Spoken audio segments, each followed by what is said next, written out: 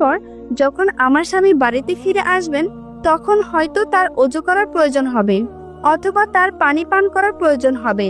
আমি চাই না আমার ক্লান্ত স্বামী পানির জন্য সামান্যতম কষ্ট পাক, যাতে পানির প্রয়োজন হওয়ার পর সাথে সাথে আমি তার কাছে পানি পরিবেশন করতে পারি।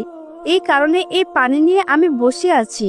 হযরত ফাতেমা তখন জিজ্ঞাসা করলেন, হে বোন, এই লাঠির কি প্রয়োজন এবং এই রশিরই বা কি প্রয়োজন? তখন কাঠুরের স্ত্রী উত্তর দিল, আমার স্বামী যদি আমার উপরে কোনো কারণে অসন্তুষ্ট হন এবং আমাকে শাস্তি দেওয়ার ইচ্ছা পোষণ করেন, তখন তার প্রয়োজন হবে একটি লাঠি, এবং যাতে তিনি আমাকে বেঁধে শাস্তি দিতে পারেন এজন্য তার প্রয়োজন হবে একটি রশি। আমি চাই না এই জিনিসগুলো খোঁজাখুঁজি করতে গিয়ে আমার স্বামীর কোনো প্রকার কষ্ট হোক, সেজন্য আমার সামনে এই জিনিসগুলো নিয়ে আমি বসে আছি। যখনই আমার স্বামী আমাকে কোনো কারণে শাস্তি দিতে চাইবেন, তার সামনে